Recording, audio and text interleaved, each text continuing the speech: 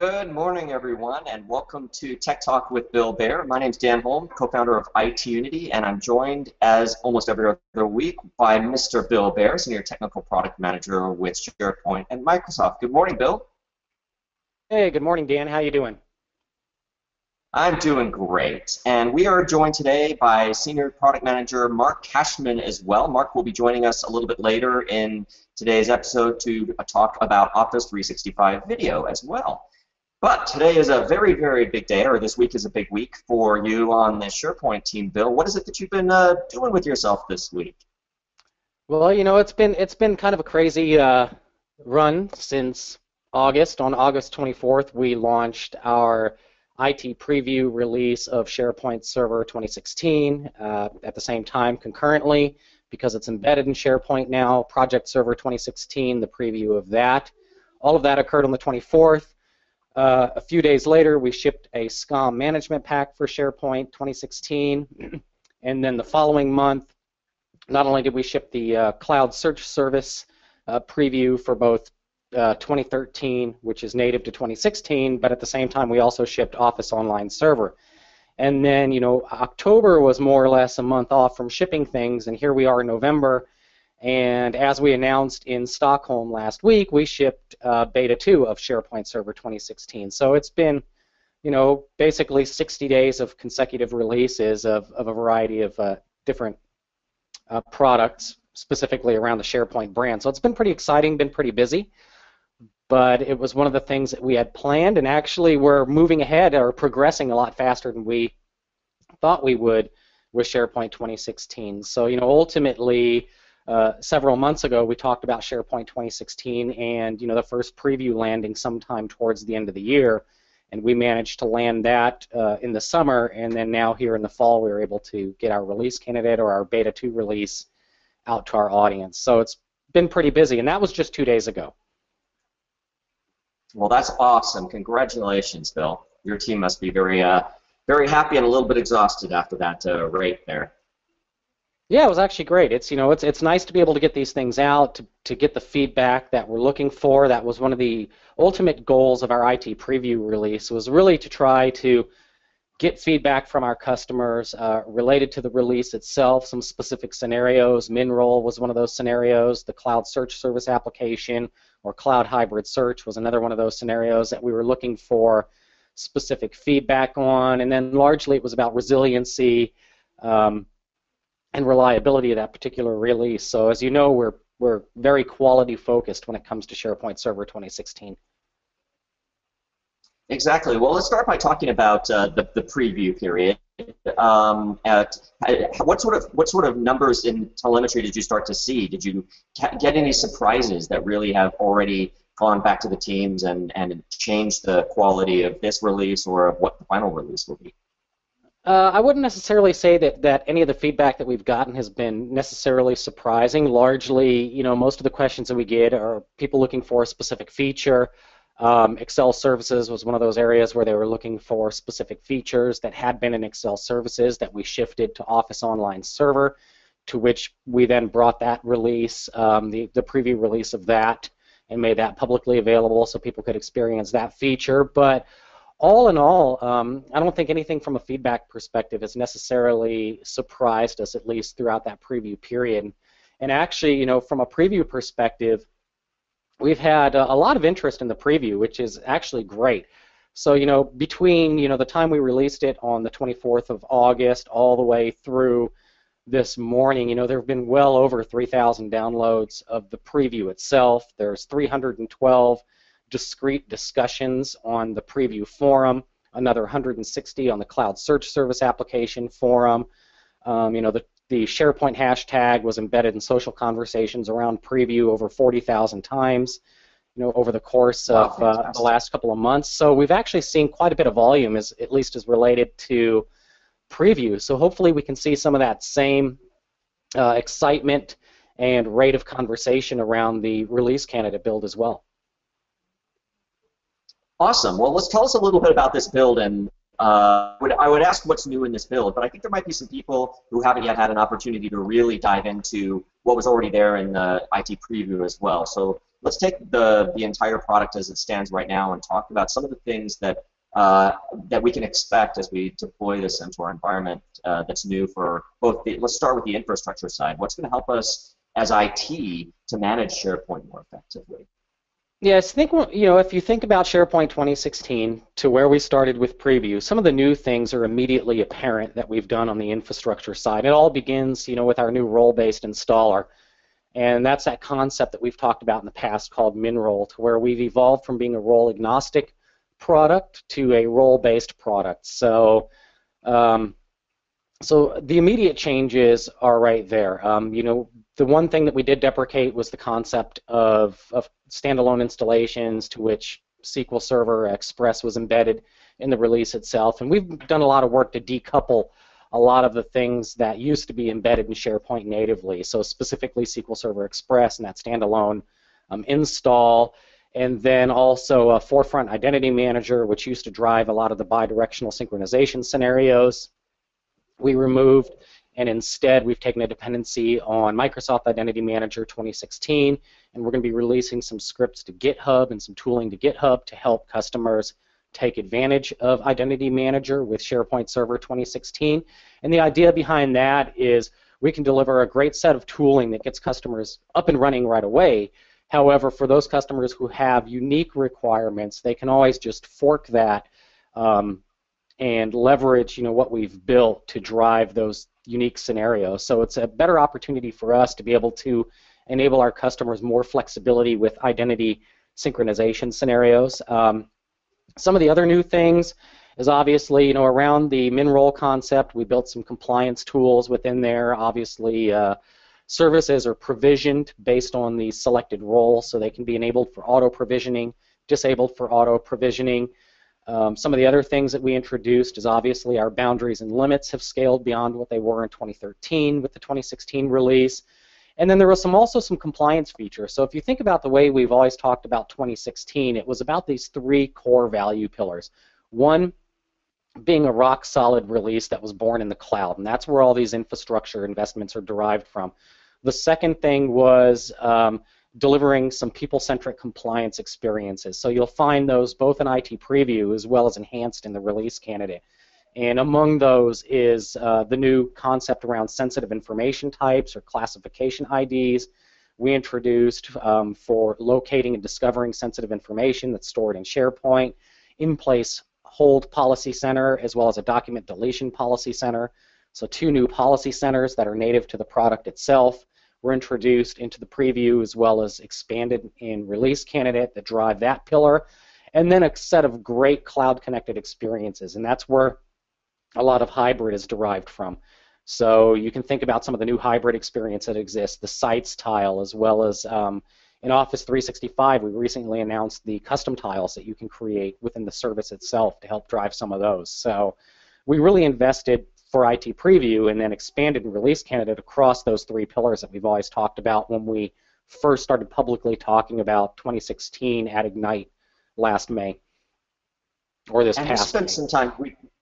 We've definitely spent some time on past episodes of Tech Talk discussing MinRole and the Cloud Search Service application and some of the other infrastructure investments. And so if anyone is interested in checking those out, you can look at the archives of Tech Talk.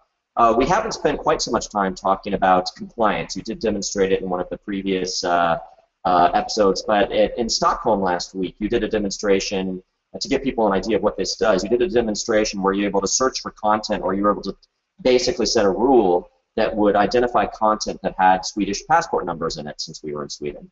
Right. And that demonstration went over really well. Can you sort of describe that the demo that you did so that people can get a feeling for what that functionality does in SharePoint 2016?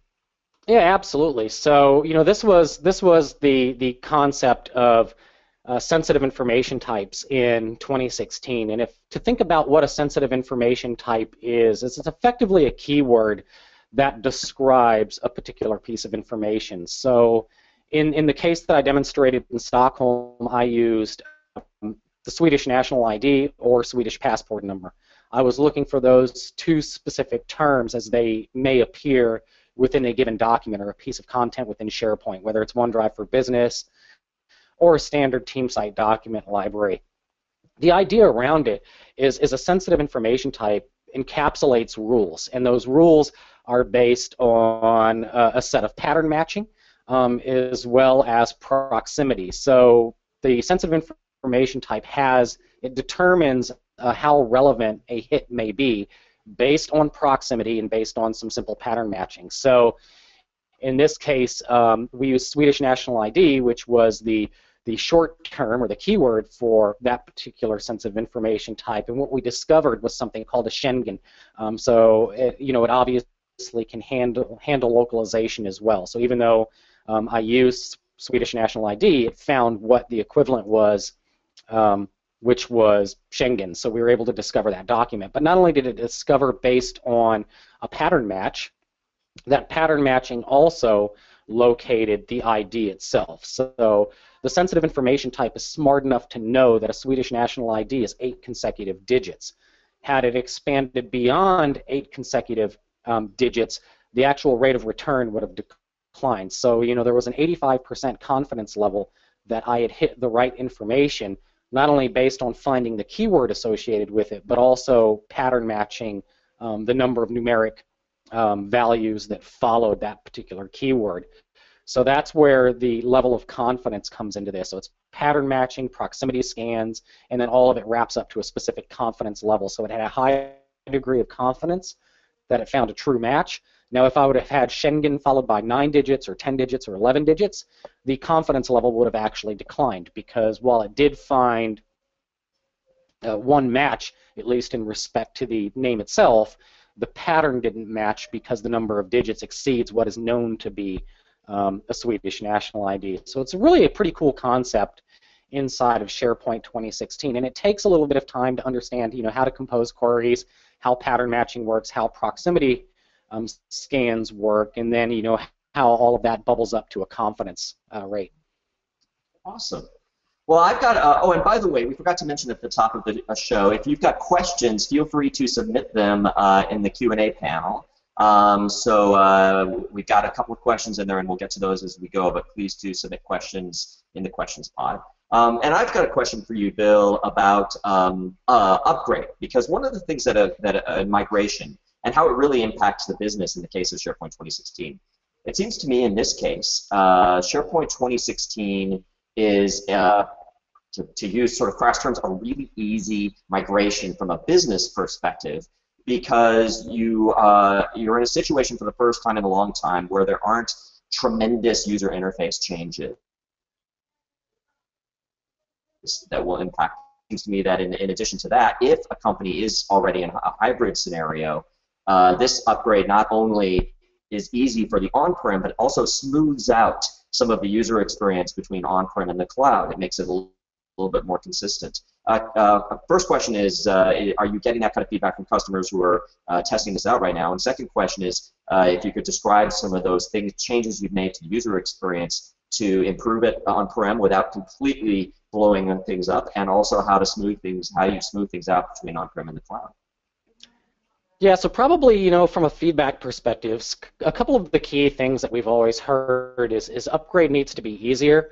And at the same time, from a user experience perspective, a lot of organizations don't like an extreme shift in the user experience itself, because that requires training, and it to a certain extent, it's been reported to us that from an adoption perspective, it tends to hinder adoption because the user experience is fundamentally changed versus the previous piece of software they may have been on. And they may have been on that earlier version of SharePoint for 3 years, for 6 years, for 9 years, depending on which version they're on. So you can imagine a customer going from 2007 to 2013 or 2003 to 2013, and there's a fundamental difference, not only in the user experience, while at the same time the navigation is relatively consistent. You have quick links on the side, you have navigation across the top, and then that defines your Chrome, and then you have your content area where all of your web parts reside. But at the same time, the experiences, how you engage with SharePoint have changed significantly between 2003, and 2013, despite similarities in how one would navigate within a site or outside the scope of a site. So one of the key things we wanted to do is one, let's be consistent and let's deliver something that doesn't fundamentally change the user experience and disrupt customers moving from 2010 or 2013 to 2016. At the same time, let's build a user experience that's indicative of what exists in Office 365 today. So for those customers pursuing a hybrid scenario, as much as possible, we're able to abstract the cloud from the users, and that drives greater adoption of cloud-based scenarios, because as they move between SharePoint on-prem and, say, OneDrive for Business or SharePoint team sites in the cloud, fundamentally the experience is going to look a lot the same. They're going to have the same navigational experience because they have the app launcher in both locations. We've recently made that extensible in Release Candidate as well as in Office 365, so the navigation's consistent between the two, further abstracting the cloud, driving adoption and driving usage because users arrive at a location. And it's not just arriving at that location, it's working the way that they're familiar with working. We're not shifting that experience to an extent to where it's disruptive. The other thing that we've been able to do is we've accrued a lot of the cloud innovation as related to usability back to SharePoint Server 2016. And those usability investments are based on telemetry. So we do a lot of A/B testing to determine what works and what doesn't work. So you can think about things like the simple controls that sit on top of document libraries that abstract the ribbon. That was a great investment that actually drove more engagement within a document library itself, whether it's document uploads or just sharing documents, because it simplifies that experience. Some of the mobile experiences, the touch web UX, we accrued back to on-premises as well. So, you know, it's kind of a twofold set of investments. There's the set of investments to drive that consistent navigation and user experience, and then there's that set of investments on the usability side that we know works because it works in the cloud. So we've been able to validate that over time that these experiences work. Once we've determined that they've worked, we've been able to accrue them back to this on-prem release. So, you know, we've kind of approached it a couple of different ways. But, you know, ultimately, you know, usability is a key area that we want to be able to focus on, is driving that usage of SharePoint, whether it's on-prem, in the cloud, or somewhere in between via hybrid. Well, I think the bridge that's created by smoothing out the experience between the cloud and on-prem is going to be huge. I completely agree. So people can navigate, you know, using the app launcher from on-prem location and applications to cloud applications, and so that when they're in their sites, they start to look a little bit more the same. And I personally love, for example, the simple control bar you mentioned. I'm a huge fan of that, and I love the idea that that's now going to be in my on-prem document libraries as well. So that's fantastic. Now, once that bridge is built, that then makes it easier for us to bring some of the new cloud experiences into our on-prem world. And you've done a good job of starting to leverage the cloud for things like sites, for things like the user profile. Why don't you share with people some of those experiences that we have the option of leveraging on-prem once we're in a hybrid scenario? Yeah, so I think one of the things is, let me see if I can show my screen. It's always easier. Yeah, let me make you a presenter here. Oh, you are. Wonderful. Go for it. So let's see. You should be able to see my screen. I do. Okay, so you know, if you think about SharePoint 2016 and what we just talked about in the last couple of minutes was, one, consistency, at least related to navigation across cloud and on-premises, and that's that idea of abstracting the cloud and just making it work the way that users are familiar with working, regardless of where they may be accessing capability from. So here we are on-prem. This is a great example of a 2016 team site that's been lightly customized. It has some content, has some conversations. But the first thing you notice is the app launcher up at the top of the screen. As you can see, I've got an app launcher similar to which I have in Office 365. One of the hybrid scenarios that we talked about was our sites scenario, our hybrid team sites.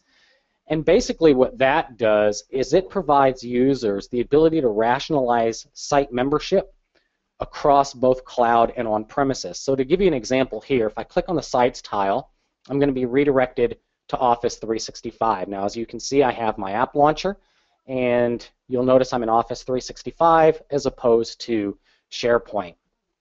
You'll notice here sites I'm following is representative of not only sites that I'm a member of in Office 365, such as this Fabricam site here, but also sites that I'm a member of on premises, such as this Fabricam site here. You'll also notice on the suggestions side, I get suggestions regardless of where those sites may be. So I'm being provided recommendations for sites that I may be interested in that are not only exist on premises, but that also exist in Office 365. So as you can see, it really pulls these experiences together. The other thing as well is because the app launcher is extensible both on premises and in Office 365, you can do a lot of creative things. So if I want to get my users back to on premises, they can click on the app launcher, and you'll notice I have a custom tile here called Fabricam Intranet. And by clicking on that, it takes me right back to my on-premises site, to where we started this.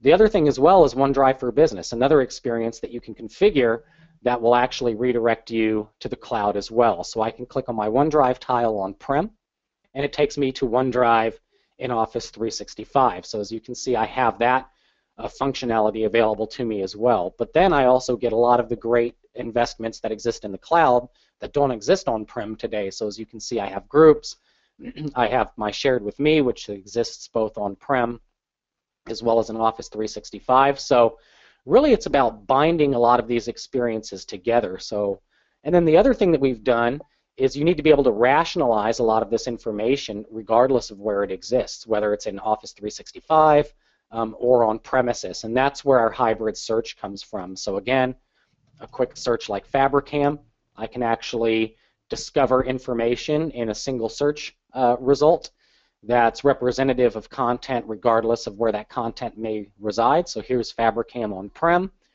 and here's a Welcome to Fabricam document in Office 365. So again, it's another way to rationalize information. The search experience is great because it opens up the opportunity to leverage Delve and the Office Graph. So now I can navigate to Delve, and within Delve I can perform a similar search for Fabricam, and I can retrieve results both from on-premises as well as Office 365. And I can add that content to boards. So as you can see, I have a Fabricam board, and I have content representative of both locations. So it makes, not only do I have a great search experience now by virtue of hybrid, but I have a great discovery experience. And then lastly, the profile. So now because I've configured myself in a hybrid experience, I get the great Delve profile as well. So I've got my activity feed, I've got a rich profile. From within my profile, I can use the new authoring canvas, and I can create a blog post quickly on the fly that's responsive, that's easy to use. So very quickly, I can create a Hello World post, and I can title it and begin work with that. So I can just call this Lorem Ipsum, and I can save it automatically because it's going to save my drafts. So now I have a draft post saved. I can do a number of different things here. So it opens up a lot more opportunity than just being able to redirect a user to the cloud. It also brings a lot of opportunity in that you're bringing the innovation to the users. And bringing that innovation to the users, absent of having to commit to a full-scale migration. So it's a really easy way to begin taking advantage of cloud innovation absent full-scale migration. So it reduces costs, operationally as well as related to capital expenditure, because you can easily take advantage of the cloud very quickly. And then IT becomes that thing I've always talked about.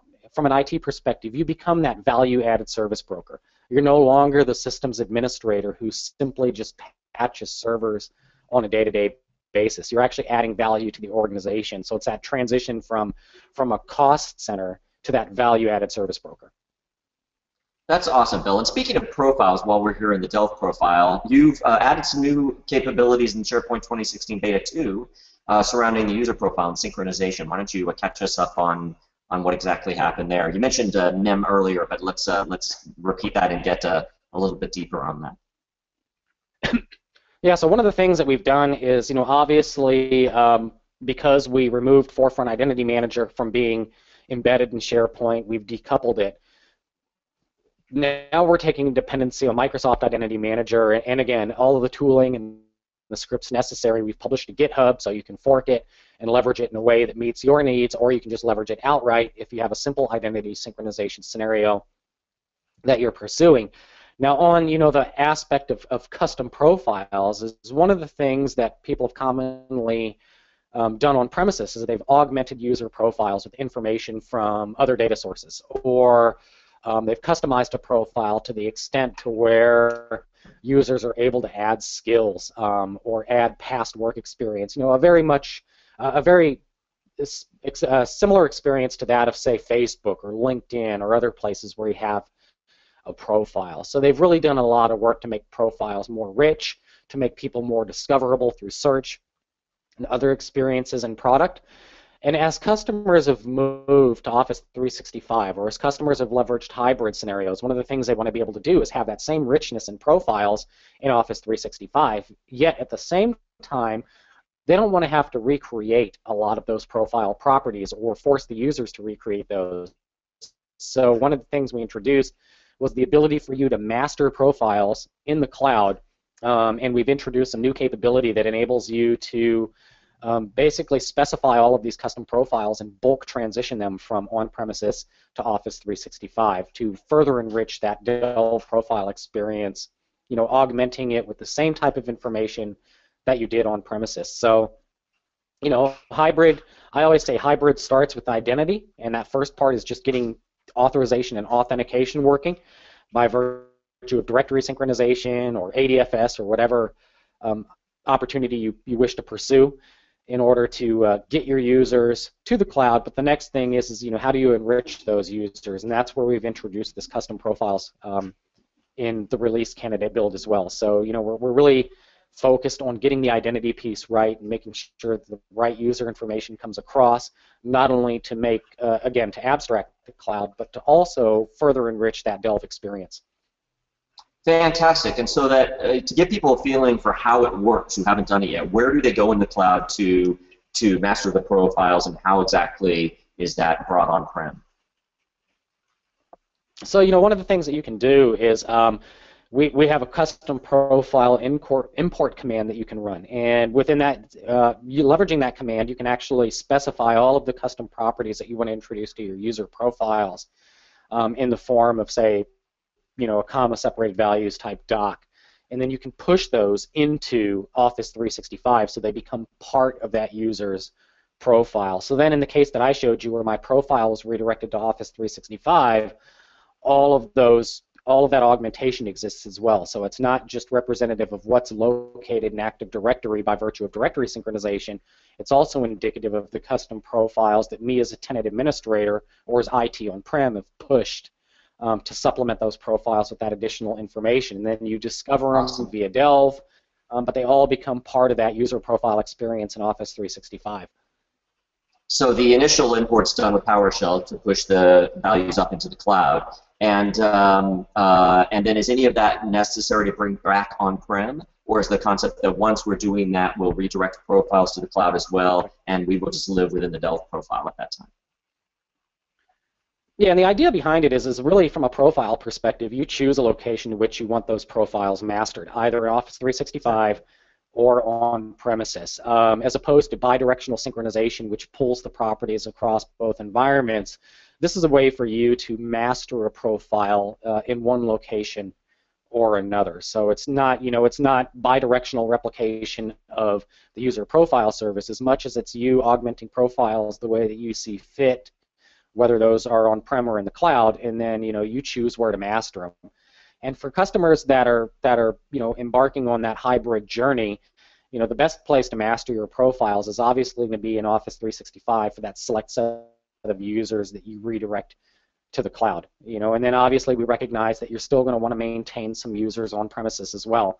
So in that case, that's why scenarios like OneDrive for Business and team site redirection is audience targeted. So you can target your whole organization, or you can selectively push users into Office 365. And that's one of those scenarios to which you may have a single location that's representative of 65% of your user base. You may have remote staff that represents the other 35%. They could be sales, marketing, people that are on the road and on the go that need real-time connectivity to corporate data. Hybrid's a great scenario for that because you can selectively redirect that 35% to Office 365. You can give them OneDrive for Business for enterprise file share and sync. You can give them search and discovery, both for content on premises and in the cloud, through Cloud Hybrid Search. You can give them a rich Delve profile, and at the same time, you give them a lot of Office 365 innovation, while your corporate or your centrally located 65% can continue to operate on premises, absent any hybrid experience. So there's a lot of flexibility in how you deploy. So it really comes back down to that cloud on your terms, as opposed to it being an all or none proposition. Fantastic. Well, I want to wrap up because we have a special guest here today, but I want to hit you with a series of questions that we get almost every Tech Talk and that I know people are asking that center around the idea of in SharePoint 2016, very little has been removed from the product. Everything we're used to doing is still the same. So I'm going to ask you a bunch of questions. Can I still write full trust code? Yes. Can I use sandbox Absolutely. solutions? Can I run workflows that I built in SharePoint 2010? Oh, am I going backwards there? Yeah. So, at the end of the day, yes, you can write full trust code. Probably not so much with sandbox solutions, but you can definitely leverage the cloud app model, provider-hosted apps, whatever it may be. One of the other things that you may have noticed in the new release candidate build is the modern file API that's derived from Office 365 is now available in release candidate. So if you wanted to take advantage of some of those new modern APIs that we've introduced in Office 365 as part of that API set, some of those are now available in the release candidate build. So the Files API in particular is there, so you can build in that direction.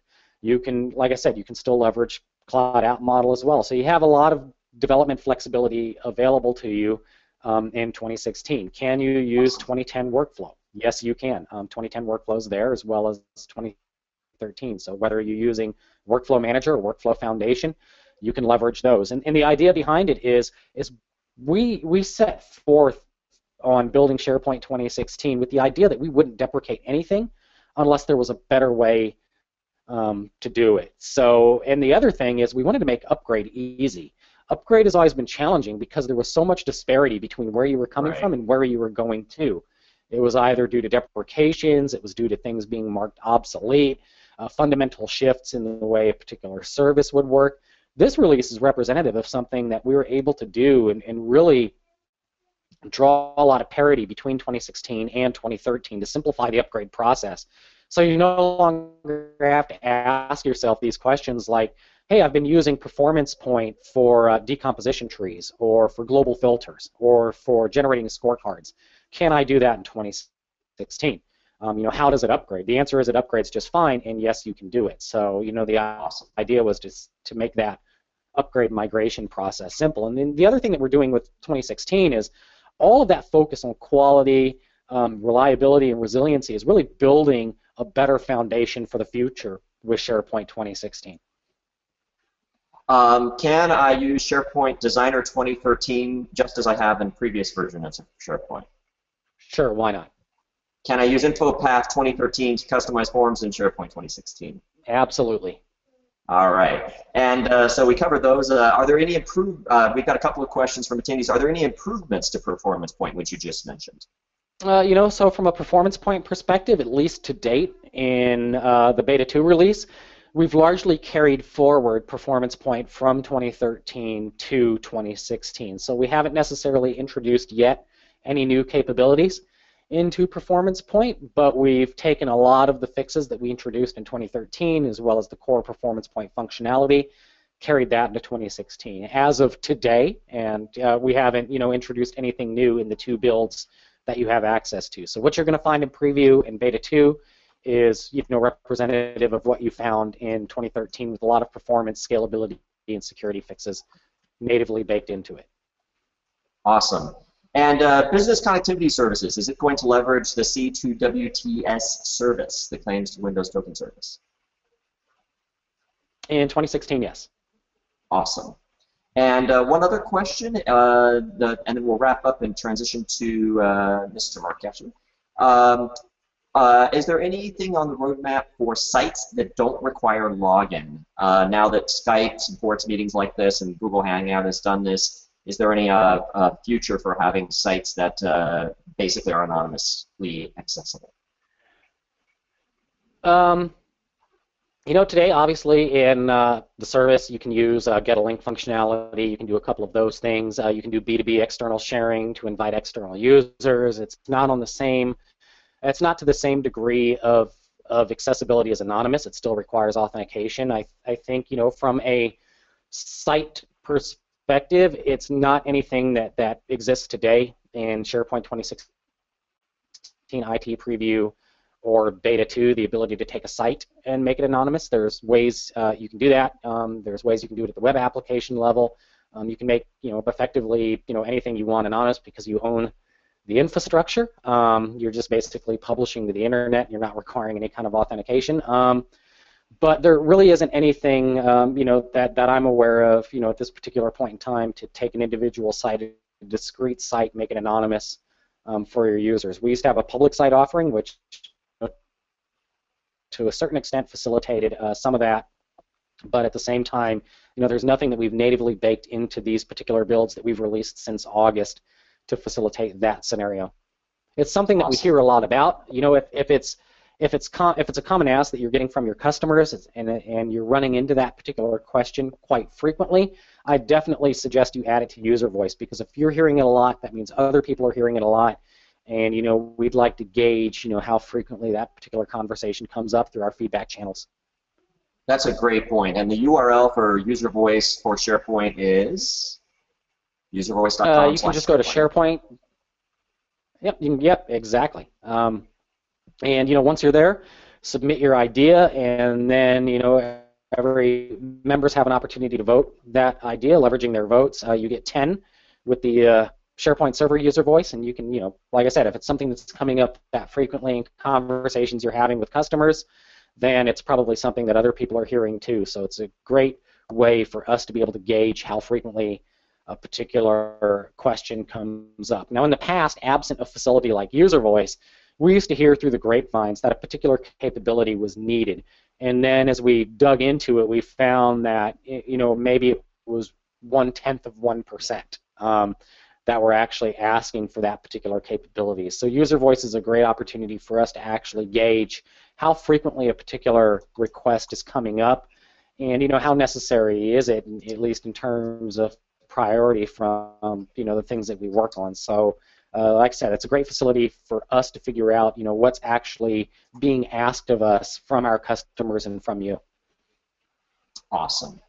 Well, Bill, thank you so much for spending time talking with us about SharePoint 2016 Beta 2. Congratulations on the release, and I look forward to seeing the final product down the pike. I don't suppose you're ready to tell us a date when the final product will be ready. That's going to be a question we get for sure.